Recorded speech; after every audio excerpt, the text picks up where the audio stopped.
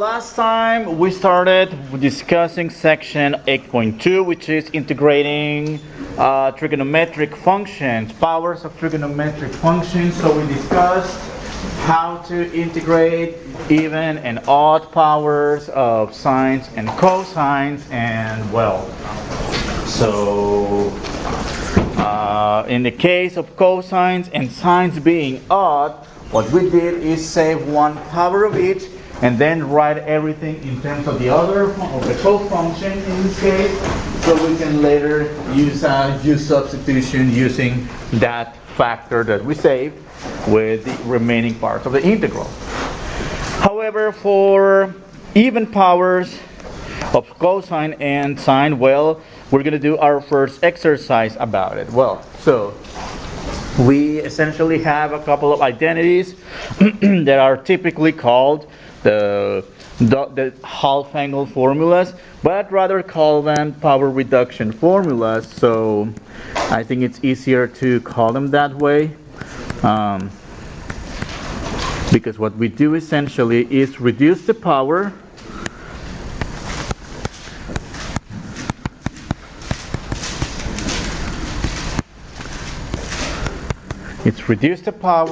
and then from there, we get an integral that is more manageable than what we initially had. And well, in this case, well, we cannot use substitution on this integral, and that's because, well, if we said use the trigonometric function sine, well, its derivative is cosine, that will be our du part of the problem, but unfortunately we do not have a factor of cosine that we can write to set the du part of the problem. And in this case, this one happens to be an even power of sine, so we're going to use sine squared. So we will replace with the integral from 0 to pi 1/2 1 minus cosine 2x dx. Alright, so, and then from here, this is what we're going to do.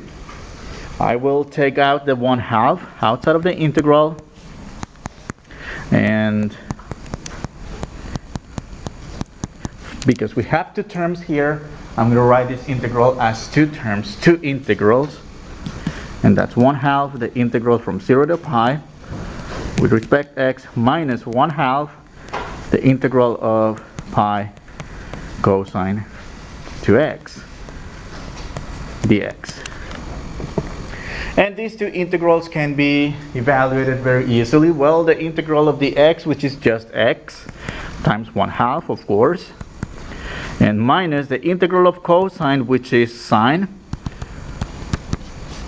but that times the other factor of 1/2, which comes from setting that u up to x, you know, and then we can integrate from 0 to pi.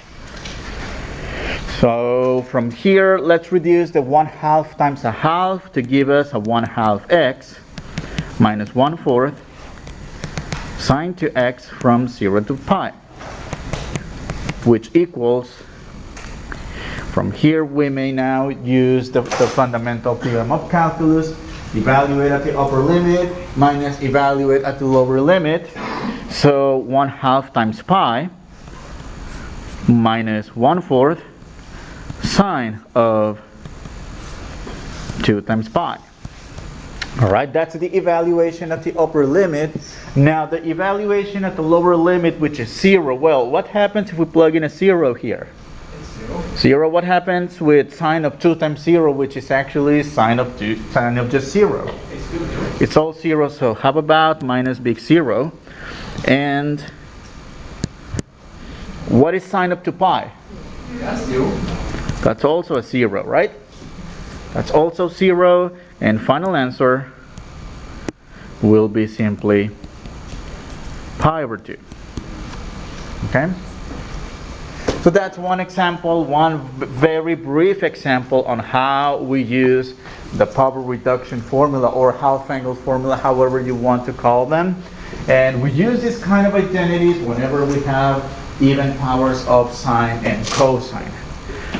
Alright, so for the next example, well, bear with it because it's going to take a really good minute to go about it. So number one, what do we have? We have actually even powers of both sine and cosine. So let's go ahead and see how we tackle those. Well, so let's go back to the first page again. So we have a couple of identities for even powers. We have sine squared and cosine squared. Well, the main difference between the two is that the formula for sine squared has a negative and the formula for cosine squared has a formula, just in case you want to memorize this formula by finding some sort of a pattern, you know. And well, so but in this case, well, what do we have? We have a sine to the 4th power, and we don't have an identity for sine to the 4th power. So we will rewrite the integral the following way. So that'll be the integral of sine squared, quantity squared. Do we agree that powers of power multiply together to give us back the 4? And then from here, well, let's just leave the cosine squared x dx. So in this case, well, we will replace the corresponding identities. Sine squared, that's 1 minus cosine 2x over 2. And over here, that's a 1 plus cosine 2x over 2. That'll become the integral of 1 minus cosine 2x over 2, but be careful because this is the whole quantity squared. Alright, we will deal with this in a second. And well, that cosine squared is just replaced with 1 plus cosine 2x over 2 with respect x. Okay. So number one, what I could think of doing first is use laws of exponents to reduce this first factor. And I'm going to do here is, that's the integral, that's a 1 minus cosine 2x, quantity squared, over 2 squared, which is 4, times 1 plus cosine squared, or not squared, that's just 2x, over 2, times dx. Okay? And well, I know there's like some sort of a hell coming up with the fraction, but don't worry. Let's multiply these two numbers in the denominator, that 4 times the 2, which will result into 1/8. But that 1/8, let's write it in front of the integral and worry about whatever we get over here, which is 1 minus cosine 2x, quantity squared, 1 plus cosine 2x with respect x. Okay. So over here we would have to expand the binomial. That's going to give us 3 terms once we simplify, and then we will have to FOIL that with, or use the distributive property with this 1 plus cosine 2x factor. So this is the part where it's going to take a minute. Yes? For the second term, 1 plus cosine 2x, should that be multiplied by... No, yeah, that's fine. Yeah, okay. I thought that when you do the 1/8, then you're wanting to talk. Oh, I see. Yeah, but this 1/8, since this is a product here, it's the product of all the factors, you know? Okay, so of course, I mean, there's a couple of ways to simplify this 1 minus cosine 2x, the whole thing to the 2nd power. The most common way is to write that as a product with itself and then FOIL it. However, that might be time consuming. So an alternative to this, which is what I strongly suggest you do in this case, use the binomial squared formula. And I think I already discussed this a few times in other topics before. A squared plus or minus, depending on the case, 2ab plus b squared. Okay? I think it's shorter to just use the binomial squared formula instead of foiling. Right? You should get the same result. If you feel more comfortable with foiling, because that's how you're used to do it, that's fine, because, well, you should get the same answer and it's valid however you do it. Okay? So let's see. This is going to be 1/8, the integral of 1 squared, which is 1, minus, because of the sign, that's 2 times 1 times cosine 2x, which is cosine 2x, plus cosine squared 2x. That times 1 plus cosine 2x dx. Alright. And this is where the fun begins. Alright, let's do one term at a time. Or I mean one distribution at a time. 1 times 1 and 1 times cosine 2x. That's going to give us 1/8 1 plus cosine 2x. Okay, let's do the second one. So this will be negative 2 cosine times 1, negative 2 cosine 2x times cosine 2x itself rather. So that's negative or minus 2 cosine 2x and minus 2 cosine squared 2x. Alright, because we're multiplying the same trigonometric function, it has the same angle. We essentially actually we add the powers, those invisible ones. And the third part of the distribution will be cosine squared times 1, cosine squared times cosine, well in this case 2x for both, and that's going to give us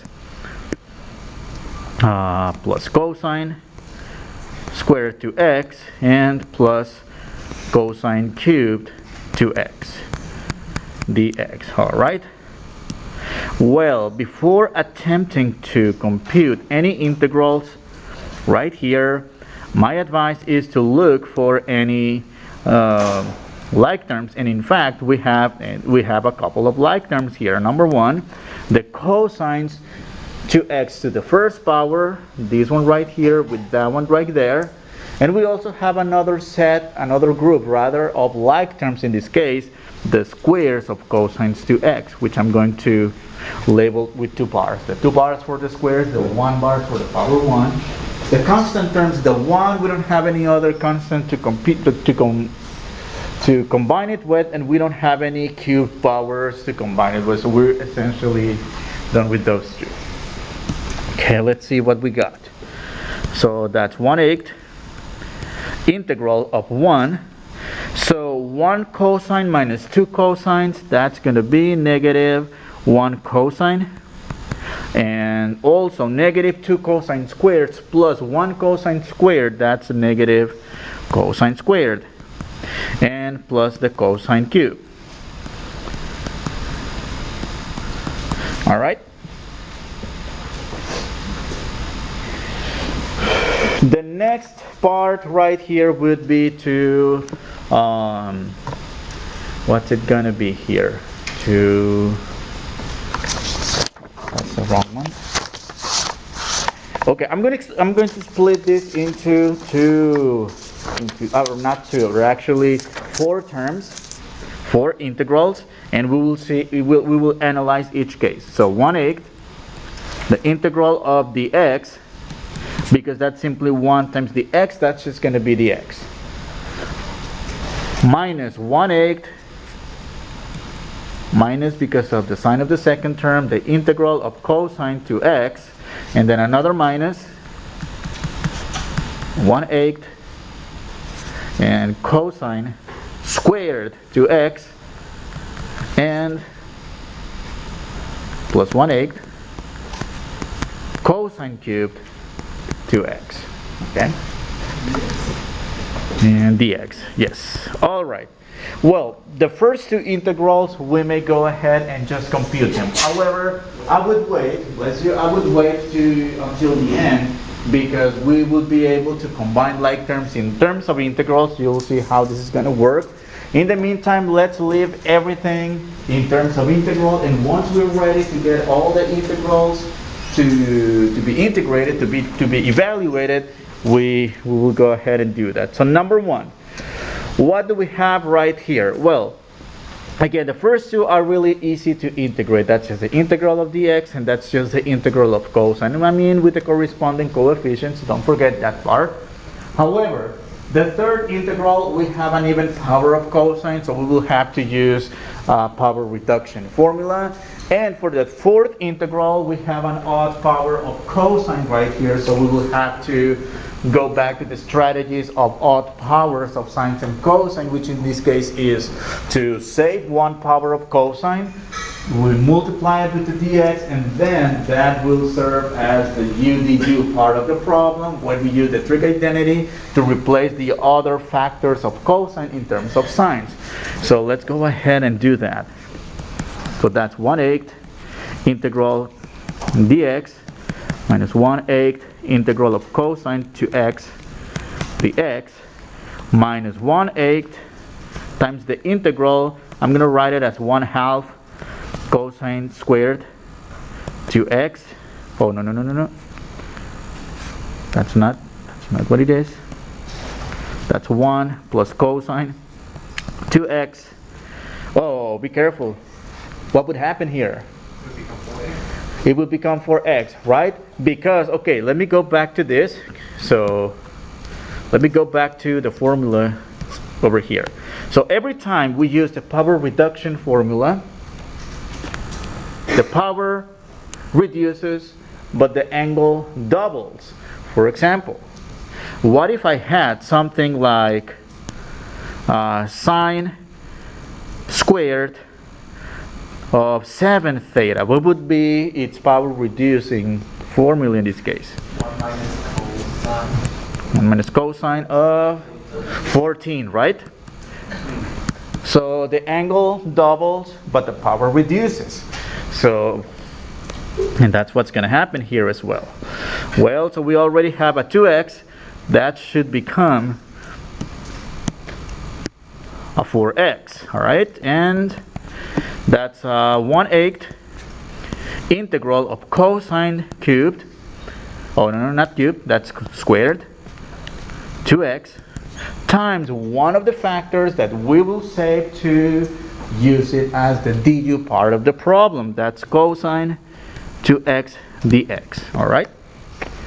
And we do that because, well, cosine is the derivative of what function? So we're going to use the trig identity, the Pythagorean identity, to replace this cosine squared in terms of sines, and then, well, use some u substitutions. Well, number one, let's go ahead and do that. So this will become 1 minus sine squared 2x in the next step. In the meantime, I'm going to split these two into two more integrals, but we will combine these integrals. So that's 1/2 integral of dx and minus 1/8 integral of cosine to x dx. Then 1/8 times 1/2, isn't that a negative 1/16? And, well, because we have two terms, I'm going to split it into two integrals as well. The integral of 1 dx, which is dx, and the integral of cosine 4x minus 1/16 cosine 4x dx. And over here, 1/8 integral of 1 minus sine squared to x cosine to x. And we're almost there. Yes, it looks like this is, we're going crazy with this. That is true. However, 1/8 dx at the front of the first step. which one? The first? Yes. Oh, yeah, 1/8. Thank you. Yes, 1/8. So, what do we have? We can combine this integral with that integral. And what is 1/8 minus 1/16? It's another 1/16. All right, so that's 1/16 integral of dx minus 1/8 integral of cosine 2x dx. I'm not going to write this any longer, and then we're almost ready to evaluate this integral, but we're going to have all of them just ready to do so.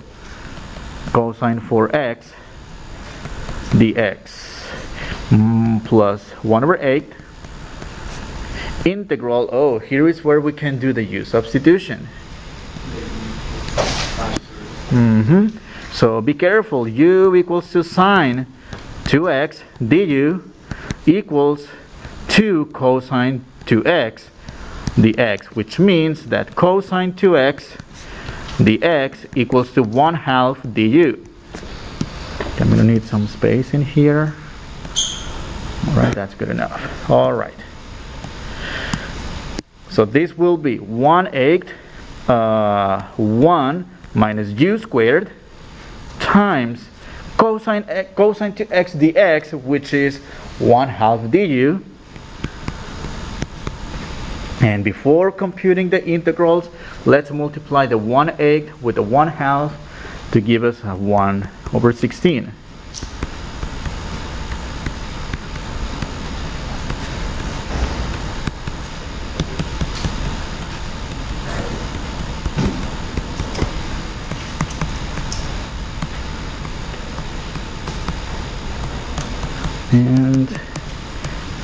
And we're actually ready to go. All right. So the integral of the x, that's just x. So 1/16x minus 1/8 the integral of cosine, which is sine, to x times 1/2, which comes from integrating that with that to x, and then minus 1/16 times the integral of cosine 4x, which is sine 4x times the factor of a fourth when we integrate this cosine of 4x. And we may integrate these two terms. That's plus 1/16 the integral of 1, which is u, minus u cubed over 3 plus c. Alright, and let's simplify these ones. So 1/16 x minus 1/16 sine to x, and 16 times 4 in the denominator, that's I believe a 64. 1/64 sine 4x, and well, back substitute for u, which in this case is going to be, well, I'm going to distribute the 1/16 times u, and at the same time I'm going to distribute, or rather the back substitute for u, which is sine 2x. Alright, and then minus 1/16 times 3, is that 1/48? And that's a sine cubed 2x plus c. But we're not done yet. We can cancel out these two, and that's going to give us 1/16 x minus 1/64 sine 4x minus 1/48 sine cubed 2x plus c. Alright, and I'm not done here. We're not done here. We need to box the final answer. Alright, very important to box your final answer. Alright, Will we have questions like this on the test? no, you're not gonna be going this crazy on the exam. You're gonna be given something simpler. So this is really just to like prepare you for the homework, prepare you for the exams, so you can see how crazy things could be. I mean, and ultimately, despite the problem being too long, you know, we're practicing our identities, we're practicing our methods of integration, the basic ones you learn in Calc 1 versus the new ones that we learn in this class. Now, so let's see. The next topic in this section is to look at powers of tangent and secant.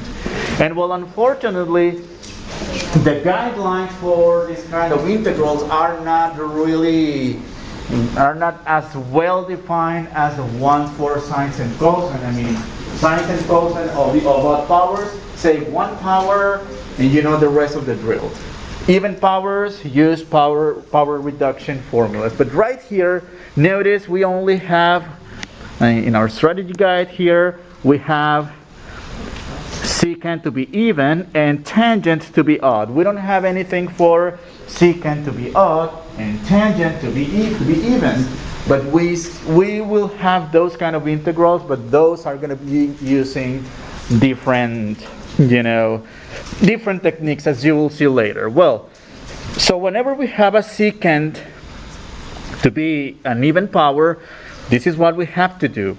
We have to use the trigonometric identity secant squared equals to 1 plus tangent squared. And on the other hand, when we have an odd tangent, an odd power of tangent, use the trigonometric identity the other way around. Well, these identities are the other, form part of the other group of Pythagorean identities. You know, well, of course, one identity that you know for sure, and let me give you a trick to derive the other two. So you always know the one that says, you don't have to write, or you don't, well, if you're going to write this, that's fine. Sine squared plus cosine squared, what is that equal to? That's just 1, right? And I'm going to use S and C just for short. And I'm going to do this twice. So the other two, that's the main Pythagorean identity that you use a lot, that we use a lot.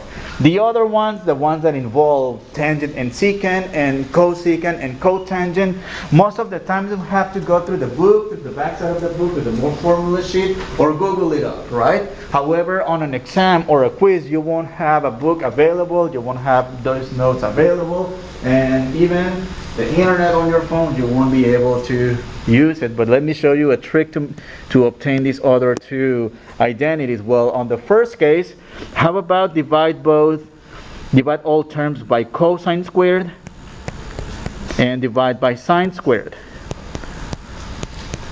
Well, what's sine over cosine? Tangent. Well, that's tangent squared x. What's cosine over cosine? And what's 1 over cosine? So that's how you can derive this identity. Alright? Okay, what's sine over sine?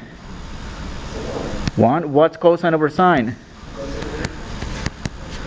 What's 1 over sine? That's the other way to derive the other identity. So just divide by sine squared on the one instance and divide by cosine squared on the other instance if you don't want to Google up those formulas or you don't have anything available, you know. So I mean, it's just a really simple trick to get these formulas. Alright, so let's go ahead and look at this integral. Example number 2, letter A. We have a definite integral, by the way, of tangent to the 6th power times secant to the 4th power. Number 1, let's check and relate with the strategy guides in the previous page. Number 1, so do we have an even secant power? Okay, so we're going to go with that. Let's go with that. Because actually the other guideline, the other part of the guideline calls for odd powers of tangent, and we don't have an odd power of tangent, so we're going to go with the even power of secant. So we're going to write this integral 0 to pi over 4 of tangent to the 6th power and secant to the 2nd, and in a similar way that I did at the beginning of this section, in which I wrote the du part, or rather what will later play the role of the du part in a different color. That's going to be secant squared x dx. And the reason for this is because secant squared is a derivative of what function? Tangent. Well, that means that we are going to use the trigonometric identity for secant squared in terms of tangent. We will write the integral in terms of all tangents, and we will set du equals to tangent. And there you go. We have our du, which is secant squared. So let's go ahead and do that. Well, so number 1, we will replace. Okay, let me just write this. Secant squared is the same as 1 plus tangent squared. All right, by using the identities. Well, let's replace, and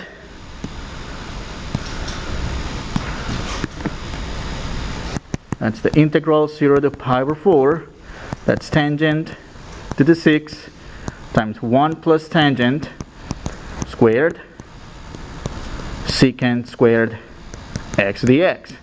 And well, at this point we're ready to do the u substitution, or you want to distribute the powers, that's fine either way.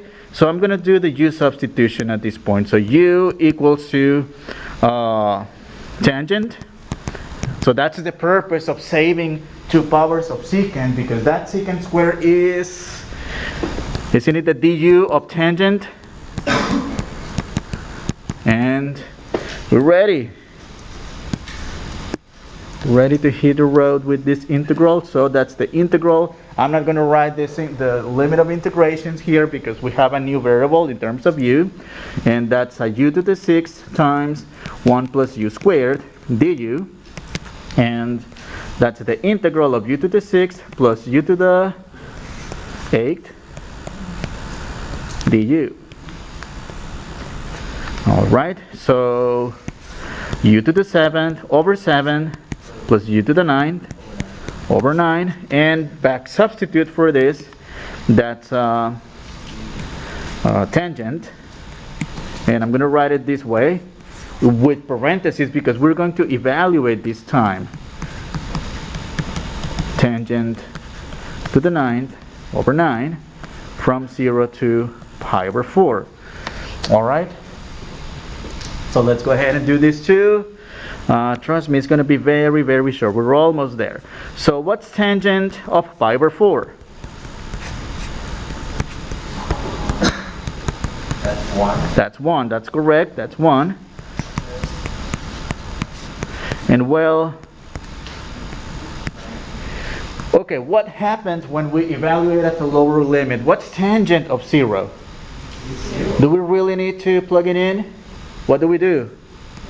Big 0. That's fine. We're good with this. Well, tangent of pi over 4, which is 1, but what's 1 to the 7th power? That's still 1 plus 1 to the 9th, which is also 1. That's 1/7 plus 1/9, and multiplying least common denominators. So the common denominator will be 63. And 9 plus 7, isn't that a 16? And that's our integral for this example. Alright, let's have a look at the next exercise. So, yeah, the next one will be a little bit long. Hopefully not that long. Well, so what do we have?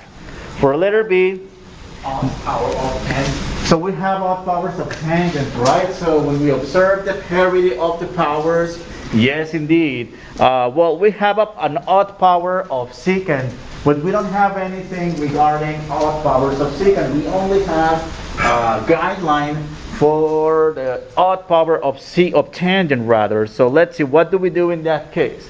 We will save a factor of secant tangent and write everything in terms of secant, and that's because secant tangent is the derivative of what function?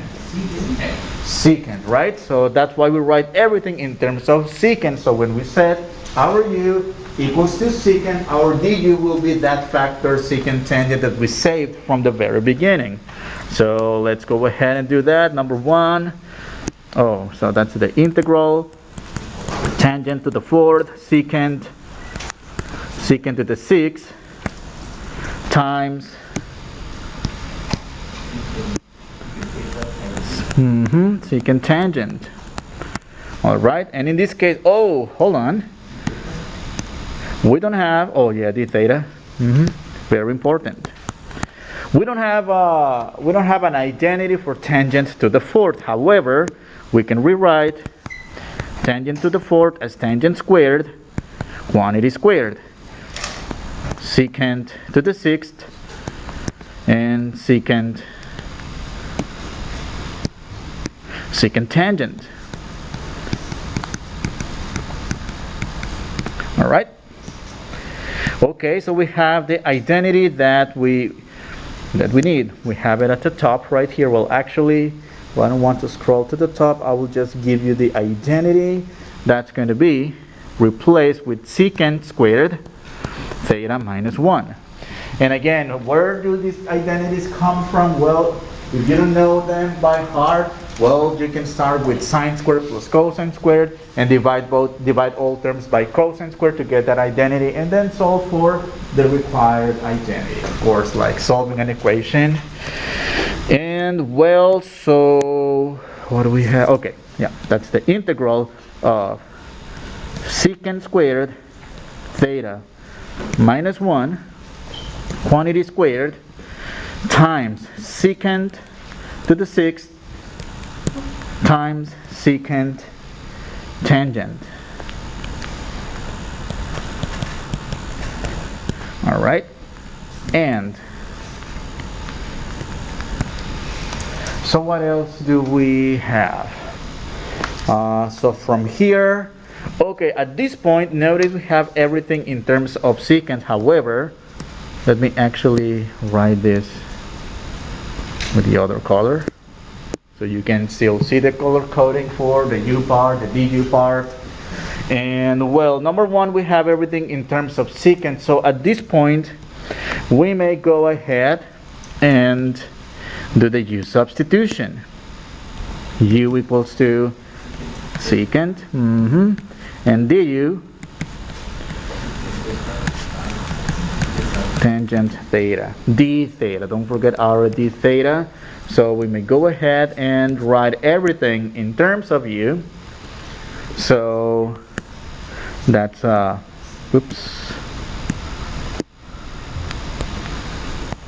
equal to the integral of u squared minus 1 squared times u to the 6th, and this whole thing becomes du. Alright, so from here we can expand the binomial, and again, we have a couple of ways to expand binomials. Number one, by writing this u squared minus 1 multiplied with itself and then FOIL, or else use the binomial square formula. Let me write it down. I think I'd rather use the binomial square formula. I think it's shorter.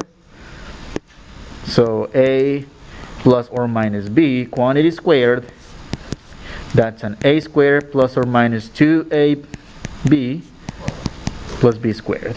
Alright? And what do we have? What do we have from here? Well, so that's the integral of u squared squared, that's u to the 4th, minus, because of the negative sign in between, that's 2 times u squared times 1, which is just u squared, and plus 1 times u to the 6th du. And then from here, how about we distribute the u to the 6th to the 3 terms. So that's going to give us the integral of u to the 10th power, loss of exponents. We have the same base u. What do we do with the exponents? Add them. 6 plus 2, u to the 8th, and 1 times u to the 6th, that's simply itself u to the 6th du. Alright? And then from here, that's u to the 11th over 11 minus 2 u to the 9th over 9 plus u to the 6th over u to the 7th over 7 plus c. And we're done with the calculus part of the problem. So the next is to back substitute for u, which in this case is secant. That's 1 over 11 secant to the 11th minus 2 over 9 secant to the 9th plus 1/7 secant to the 7th plus c. Alright?